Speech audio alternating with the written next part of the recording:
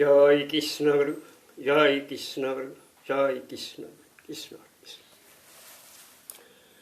হে পৰম সত্তা, সদায়ম সনাতন ধৰ্ম সমস্ত প্ৰভু বাপ আই মাতৃ হওক আৰু লগতে যত আছে বন্ধু বান্ধৱ সবৰে চৰণত আমি সেৱা জনাই সনাতন ধৰ্মৰ শ্ৰীমদ্ভাগৱত গীতা অমৃত তত্ত্ব কথা পৰৱৰ্তী মাজলৈ আগমিত হৈ ধৰিছোঁ। ইয়াত হয়তো অজ্ঞান এটা কোনোবাখিনি ভুল ভ্ৰান্তি ভুল ক্ৰুটি ৰৈ যাব পাৰে। সেই ভুল ক্ৰুটিৰ বাবে আপোনালোকৰ চৰণত ক্ষমা প্ৰাৰ্থনাৰে সেৱা জনাইছোঁ। আজি ভাগৱত তত্ত্বৰ অমৃত কথা পৰৱৰ্তী মাজত আছে উদ্ধৱৰ ব্ৰজ যাত্ৰা। আমি জয়তে মাধৱদেৱৰ ঘোষা আত্মোপদেশৰ কেইজনমান ঘোষাই আৰম্ভণি কৰিব ধৰিছোঁ। জয় কৃষ্ণ গুৰু,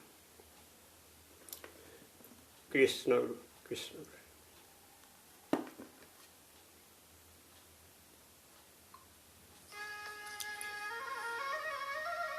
বিচাৰি দেখি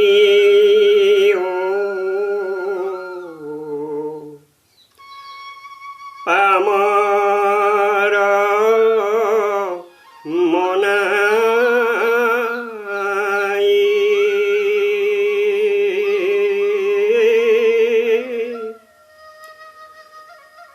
ঐহ পৰলোকে হৰিহে সুহৃদ বন্ধু ৰাম ৰাম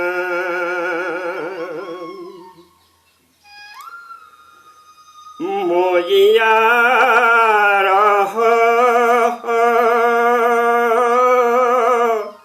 সুহৃদ মনাই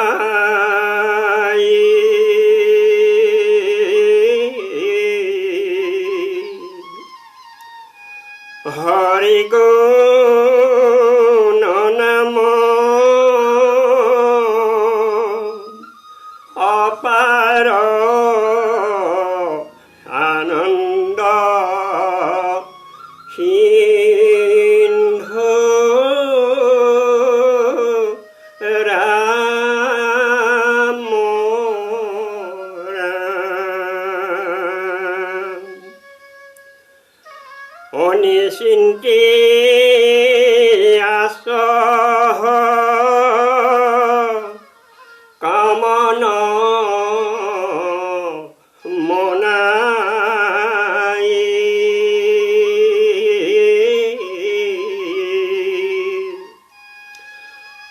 সুখৰ সাগৰ হৰিত নকৰি ৰতি ৰাম ৰাম অয়ালহত এজিয়া ভজিও মনাই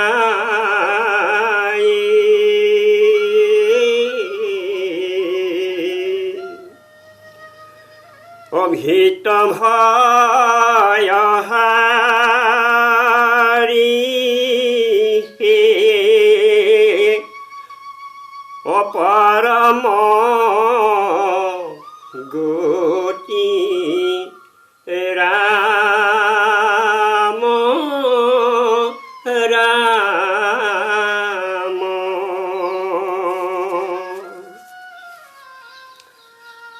ৰাম কৃষ্ণ ৰাম কৃষ্ণ ৰাম বোলৰে পামৰ মন অ ভুলিয়া কমনে পাপী মোৰ ৰাম ৰাম যাৰা মায়া পাহে বন্দে হুয়াস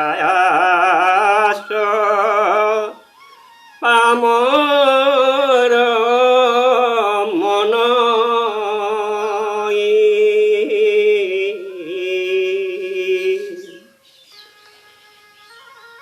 টান দুই শৰণত ধৰি পামৰ মন ৰাম ৰাম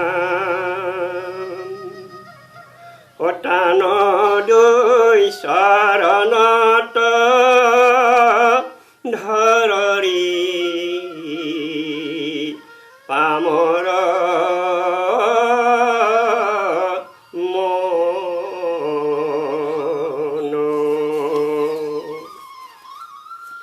জয় কৃষ্ণ গুৰু।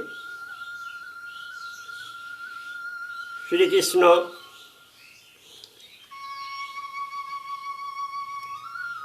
উপদেশত উদ্ধৱৰ ব্ৰজযাত্ৰা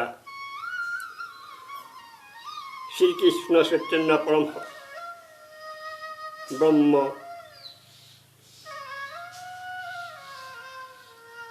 লীলাময় কৃষ্ণ এই কৃষ্ণলীলা তত্ত্ব অপ্ৰাকৃত ৰসৰ সিন্ধু পৰমাত্মা কৃষ্ণ একমাত্ৰই নায়ক আৰু তেওঁ একান্ত প্ৰেমিক ভক্ত আৰু গোপীসকল নায়িকা।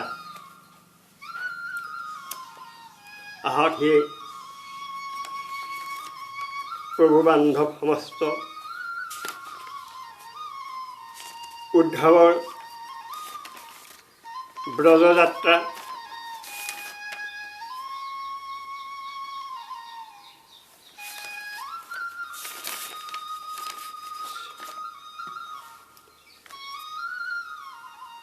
উদ্ধৱ বিষ্ণুবংশৰ এক প্ৰধান পুৰুষ আছিল। তেওঁ সাক্ষাৎ বৃহস্পতি শিষ্য আৰু পৰম বুদ্ধিমান আছিল। তেওঁ মহিমা সম্বন্ধত ইয়াত বহাই কোৱা আৰু কাৰোবাৰ কথা কোৱা যে তেওঁ ভগৱান শ্ৰীকৃষ্ণ পৰম সখা আৰু মন্ত্ৰীও আছিল। এদিন শৰণাগতিৰ বাবেই শৰণাগতি হাৰে দুখ গ্ৰহণ কৰিব ল'বৰ বাবে ভগৱান শ্ৰীকৃষ্ণই নিজৰ প্ৰিয় ভক্ত একান্ত প্ৰেমী উদ্ধৱৰ হাতত নিজৰ হাত মিলাই লৈ কৈছিল, সৌম্য সদ্ভাৱ উদ্ধৱ, তুমি বজৰলৈ যোৱা, তাত মোৰ পিতা নন্দ আৰু যশোদাই চাই যশোদা মায়ে তেওঁলোকক আনন্দিত কৰাগৈ আৰু গোপীসকলে মোৰ বিৰহৰ ব্যাধিৰে বহুত দুখী হৈ আছে। তেওঁলোক মোক লৈ সন্দেহ কৰিছে, সেই বেদনাৰ পৰা মুক্ত কৰাগৈ। মৰমৰ সেই উদ্ধৱ, গোপীসকলৰ মন নিত্য নিৰন্তৰ মোতেই লাগি আছে। অনেক প্ৰাণৰ জনৰ জীৱন তেওঁলোকৰ সৰ্বস্ব ময়ে হওঁ। মোৰ কাৰণে তেওঁলোকে নিজৰ পতি পুত্ৰ আদি সকলো স্বৰ্গ সম্বন্ধিতক এৰি দিছে। তেওঁলোকৰ বুদ্ধিৰেও মোকেই নিজৰ মৰমীয়া, নিজৰ প্ৰিয়তম, নিজৰ আত্মাকে মান ৰক্ষা কৰি আছে। প্ৰিয়তম নিজৰ আত্মাকে মান ৰক্ষা কৰি আছে। মোৰ এইটোৱেই ব্ৰত যে যি মোৰ কাৰণে অলৌকিক আৰু লৌকিক আৰু পৰলৌকিক ধৰ্মকৈ এৰি দিছে, তেওঁ ভৰণ পোষণৰ স্বয়ং ময়ে কৰি আছোঁ। হে প্ৰিয় উদ্ধৱ, মোৰ এই গোপীসকলৰ পৰম প্ৰিয়তম হওঁ। মই ইয়ালৈ গুচি অহাৰ পৰাই তেওঁলোকে মোক দূৰতে থাকিব বুলি চিন্তা কৰি আছে আৰু মোক স্মৰণ কৰি কৰিয়েই অত্যন্ত মোহিত হৈ আছে। বাৰে বাৰে তেওঁলোক মূৰ্ছিত হৈ গৈছে।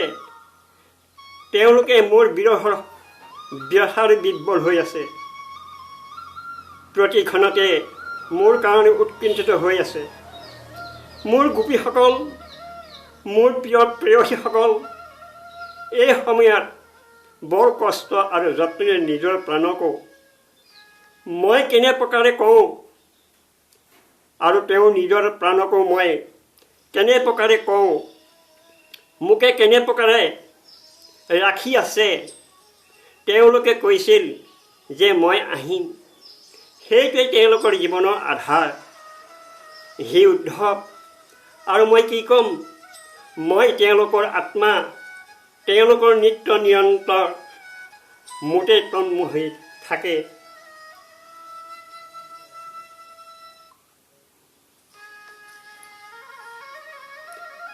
যেতিয়া ভগৱান শ্ৰীকৃষ্ণই এই কথা ক'লে, তেতিয়া উদ্ধৱ বৰ আদৰেৰে নিজৰ স্বামীক সন্দেশ লৈ তেওঁ ৰথত উঠি নন্দ গাঁৱলৈ গুচি গ'ল। পৰম সুন্দৰ উদ্ধৱ সূৰ্যাস্তৰ সময়ত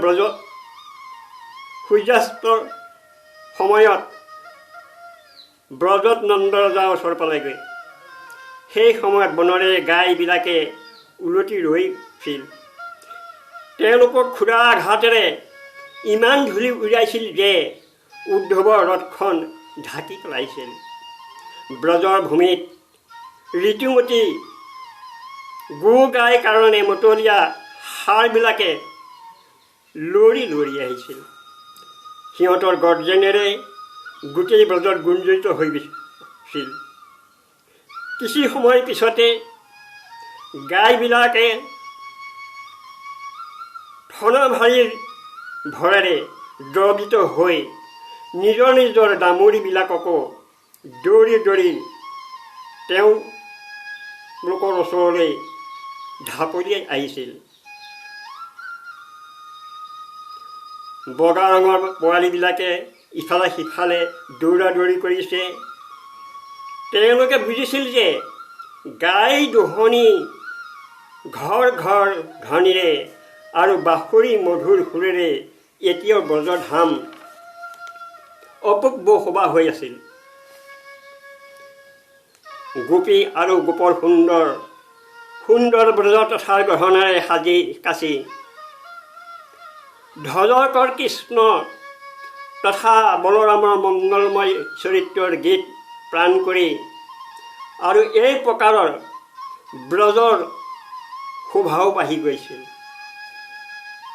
গোপী ঘৰত অগ্নি সূৰ্যৰ অতিথি গো ব্ৰাহ্মণ দেৱতাৰ পিতৰক পূজা কৰা ধূপৰ সুগন্ধিত চাৰিওফালে বিয়পি পৰিল আৰু দীপৰ চাকিৰ পোহৰে জগমগাই উঠিল। তেওঁলোকৰ ঘৰবিলাক ফুলেৰে সজাই থৈছিল। এনেই মানুহৰ সকলো গৃহতে ব্ৰজ আৰু অতিকৈ মনোৰম হৈ ৰৈছিল। সকলো বনৰ ফুলবিলাক লহপহকৈ ফুলিছিল। পক্ষীবিলাক ইডালৰ পৰা সিডালত একগোট হৈ গুঞ্জৰিত কৰিছিল। তাৰ পানী আৰু স্থল দুই ভাগতে কম কমলৰ বনেৰে শোভিতমান হৈ আছিল আৰু হংস ৰক্ত আদি হংস বক্তক্ষ আদি পক্ষীবিলাকেও বনতে বিহাৰ কৰিছিল। শ্ৰীকৃষ্ণৰ মৰমৰ অনুচৰ উদ্ধৱ যেতিয়া ব্ৰজলৈ আহে তেতিয়া তেওঁক পাই নন্দ ৰজা বহুত প্ৰসন্নিত হৈছিল। তেওঁ উদ্ধৱৰ গলত লগাই তেওঁক এনেকৈ প্ৰমাণ কৰিলে, ভাবিলে স্বয়ং ভগৱান শ্ৰীকৃষ্ণই আহি গ'ল। সময়ৰ উত্তম অন্ন ভোজন কৰাই আৰু যেতিয়া আৰামে কিছু সময় বহিল আৰু সেৱকৰ পাও দবাই পাখিৰে বিচি বিচি তেওঁ ভাগৰ দূৰ কৰি দিলে নন্দ ৰজাই। তেতিয়া নন্দ ৰজাই তেওঁক সুধিলে, পৰম ভগৱান হে উদ্ধৱ, এতিয়া আমাৰ সখা বাসুদেৱ কাৰাগাৰৰ পৰা ওলাই গৈছে। তেওঁ আত্মীয় স্বজন তথা পুত্ৰ আদি তেওঁৰ লগত। এনে সময় তেওঁ সকলোবিলাক কুশলে আছেনে? তেওঁ সকলো প্ৰকাৰে মংগলনে? এইটো বৰ সৌভাগ্যৰ কথা যে নিজৰ পাপৰ ফলস্বৰূপ পাপী কংস নিজৰ অনুযায়ীকো মাৰি পেলালে। কিয়নো স্বভাৱৰ ধাৰ্মিক পৰম সাধু যদুবংশৰ সেইটো সেৱাকৰ্তা আছিল। হে উদ্ধৱ, শ্ৰীকৃষ্ণৰ কেতিয়াও আমাৰ লোককো মনত পৰেনে? শ্ৰীকৃষ্ণই কেতিয়াবা আমাৰ কাৰণে তেওঁ মনত পৰেনে? এয়া তেওঁ মা ছজন সম্বন্ধী সখা গোপ, তেওঁকেই নিজৰ স্বামী আৰু সবস্বৰ মানোতা এই ব্ৰজ, তেওঁৰ এই গাঁও বৃন্দাবন আৰু এই গিৰিৰাজ গোবৰ্ধন বান্ধৱত দেখিবৰ কাৰণে এবাৰ ইয়ালৈ আহিবনে চাগে? এবাৰ ইয়ালৈ আহিব নেকি? যদি তেওঁ ইয়ালৈ আহি যায়, আমি তেওঁক সুগন্ধ নাসিকাৰে, তেওঁৰ সুমধুৰ হাস্য আৰু মনোহৰ চিত্ৰবনেৰে যুক্ত মুখৰ কমল দেখিলোহেঁতেন। হে উদ্ধৱ, শ্ৰীকৃষ্ণ হৃদয় উদাৰ, তেওঁৰ শক্তি অনন্ত, তেওঁৰে দাবানলৰে দুগ্ধি আধি পানীৰে বিশাসু আৰু অজগৰ আদি অনেকৰ মৃত্যুৰ নিমিত্ত কাৰণ হৈছিল।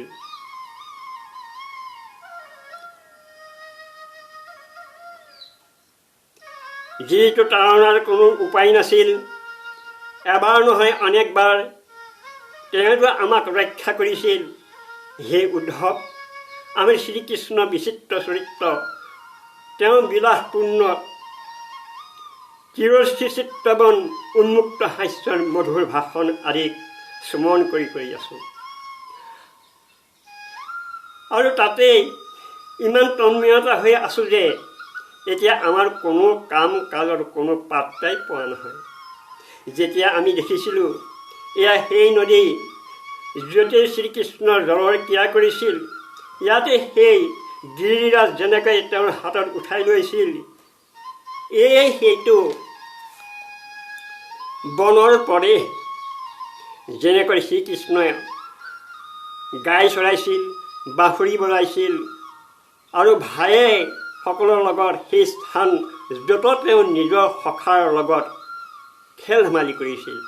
আৰু লগতে এইটো দেখিছিল যে সেয়া তেওঁৰ চৰণ চিহ্ন এতিয়াও মচি যোৱা নাই।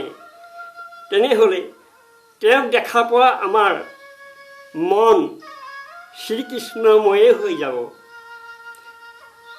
ইয়াত সন্দেহ নাই যে শ্ৰীকৃষ্ণ আৰু বলৰামৰ দেৱৰ শিৰোমণি বুলি মানি আছোঁ, আৰু এইটোও মানিছোঁ যে সেই দেৱতাৰ কোনো বহুত প্ৰয়োজন সিদ্ধ কৰিবৰ কাৰণে ইয়ালৈ আহিছে। স্বয়ং ভগৱান স্বৰ্গচাৰ্যই মোৰে এনে কথা কৈছে, যেনে সিংহ বিনা কোনো পৰিশ্ৰমৰ কোনো পশুক মাৰি পেলালে সেয়ে তেওঁৰ খেল খেলাতেই 10,000 হাতীৰ বল ৰাখিবৰ বাবে কংস আৰু তেওঁ দুয়ো অজ্ঞেয় পালোৱান মহান বলশালী গজৰাজ কুবলয়াকো মাৰি পেলাইছিল। তেওঁৱে 3 তাল দীঘল আৰু অত্যন্ত দীঘল ধনুষকৈ এনেকৈ ভাঙি দিছিল যে যেনে কোনো হাতী কোনো দাঁত ভাঙি দিয়ে, আমাৰ চেনেহৰ শ্ৰীকৃষ্ণই এখন হাতেৰে 7 দিনলৈকে গিৰিৰাজ গোবৰ্ধন পৰ্বতক উঠাই ধৰি ৰাখিছিল। ইয়াক সকলোৱে দেখি দেখি তন্ময় হৈছিল যে তেওঁৰ খেল খেলাত তেওঁৱেই বকাসুৰ আদি বৰ বৰ দৈত্যবিলাকক মাৰিছিল, যিয়ে নেকি সমস্ত দেৱতা আৰু অসুৰকৰ বিজয় প্ৰাপ্ত কৰি লৈছিল। নন্দ ৰজাৰ হৃদয় ভগৱান শ্ৰীকৃষ্ণৰ অনুৰাগ ৰঙতে ৰাগিত হৈছিল। যেতিয়া এই প্ৰকাৰ তেওঁ সেই লীলা কথা এক এক কৰি স্মৰণ কৰিব ধৰে, তেতিয়াতো তেওঁৱেই প্ৰেম বাঢ়ি গৈ থাকিব। নন্দ ৰজা বিব্বল হৈ গৈছিল আৰু তেওঁ পোৱাৰ অত্যন্ত উৎকণ্ঠা হোৱাৰ কাৰণে তেওঁ গলা ৰুদ্ধ হৈ গৈছিল। যশোদা ৰাণীয়েও তাতে বহি নন্দ ৰজাৰ কথা শুনি আছিল। শ্ৰীকৃষ্ণই এক এক লীলা শুনি যশোদা দুচকুৰে পানী বৈ গৈছিল। পুত্ৰ চেনেহক বহাই তেওঁ স্তনেৰে দুধৰো ধাৰা বৈ যাব ধৰিলে।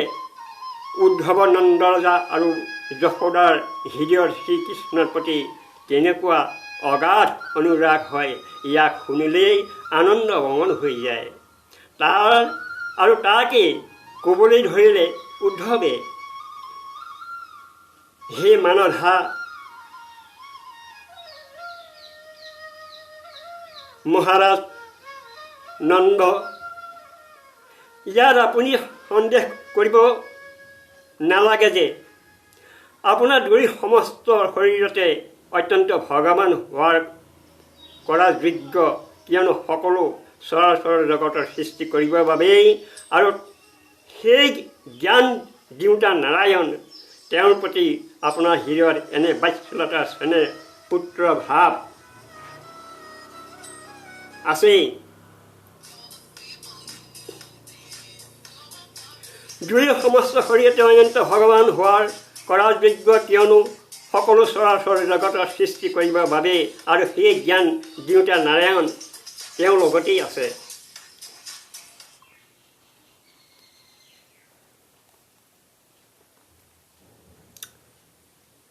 সংসাৰ উৎপত্তি কাৰণ নিমিত্ত কাৰণো ভগৱান শ্ৰীকৃষ্ণ পুৰুষ আৰু বলৰাম প্ৰধান প্ৰকৃতি, সেই দুই সমস্ত শৰীৰতে প্ৰবিষ্ট হৈ তেওঁৱে জীৱন দান দিয়ে আৰু তেওঁলোকক তাতে অত্যন্ত বিলক্ষণ যি জ্ঞানস্বৰূপ জীৱ, তেওঁৰ নিয়মৰ কাৰণে যি জীৱৰ মৃত্যুৰ সময়তো নিজৰ শুদ্ধ মনকে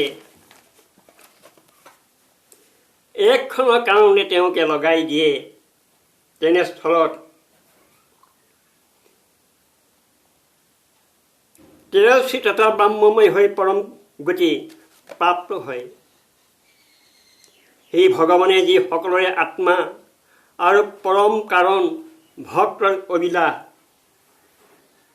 পূৰ্ণদাতা, ভক্ত বৎসল অনুভাৱ পুনৰ মহাত্মা, আপোনালোকৰ দুয়োৰে কাৰণে আৰু কোনো এনে শুভ কৰ্ম কৰি শেষ কৰি যাব পাৰে।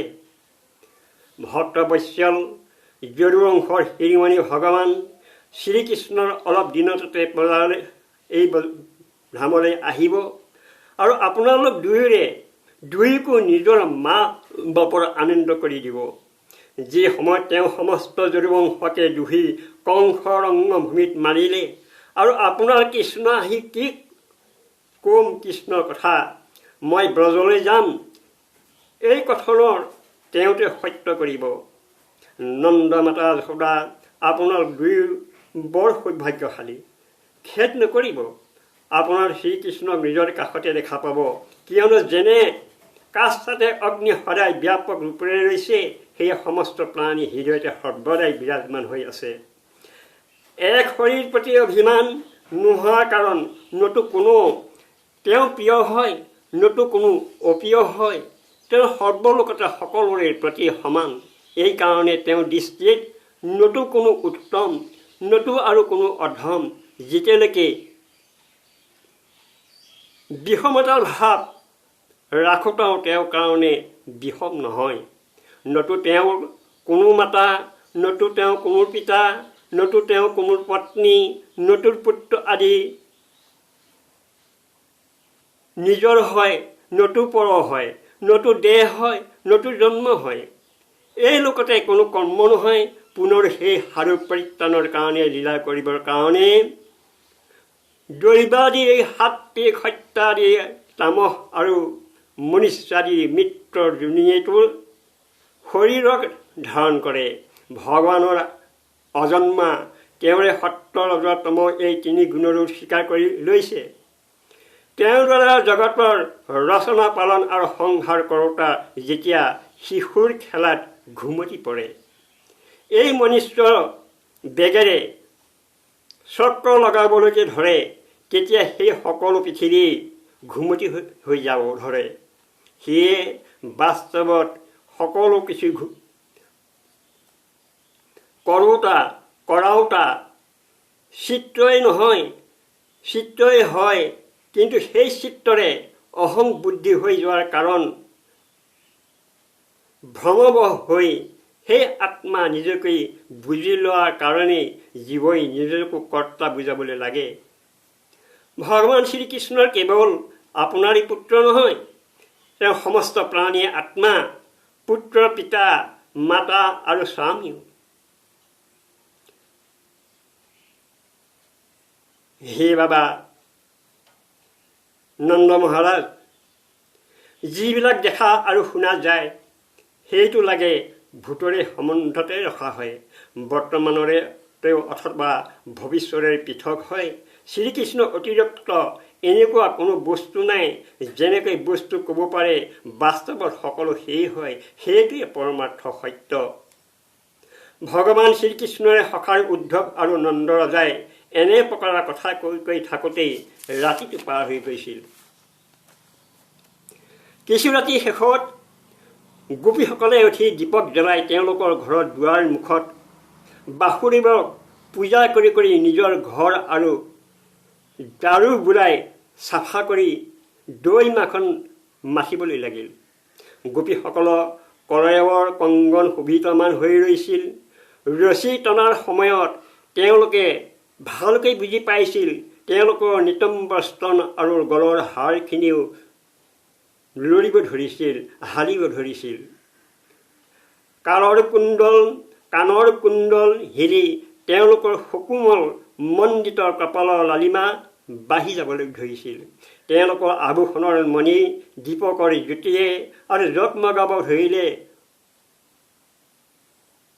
এই প্ৰকাৰৰ তেওঁলোকৰ অত্যন্ত সবাৰ সম্বন্ধ হৈ দধিমঠি সেই সময়তে দধি মন্থনৰ ধ্বনিৰে ঘৰ ধ্বনিৰে সুৰ মিলাই তাতে সুৰ মিলাই অদ্ভুত হৈ গৈছিল আৰু তথা সেই সুৰতে তেওঁলোকে গীতত ধ্বনি কৰিবলৈ ধৰিলে। সৰ্বলোকৰ বাবে জানিব পাৰিছিল যাৰ মধুৰ সুৰৰ লহৰী সকলোতে বিলাই সকলো দিশতে অমংগল দূৰ কৰি দিছিল। যেতিয়া ভগৱানৰ ভূষণ ভাস্কৰৰ উদয় হ'ল, তেতিয়া ব্ৰজগণ সকলোৰে দেখিলে যে নন্দৰাজ দুৱাৰ মুখতে এক সোণৰ ৰথ আহি উপস্থিত হৈ পালেহি। তেওঁলোকে ইজনে সিজনক কোৱাকৈ কৰিলে, ইজনে সিজনক সুধিব ধৰিলে, এইখন ৰথ কাৰ? এইখন কাৰ ৰথ? কোনো গোপীয়ে ক'লে যে কংসৰ প্ৰয়োজন সিদ্ধৰ কৰোঁতা অকুৰেইটো কৈছিল যে তেওঁ ঘূৰি নাহে, কিন্তু আহি গ'ল। আমি কি কমলানয়ন মৰম শ্যাম সুন্দৰ ইয়াৰ পৰা মুঠলৈ লৈ গৈছিল।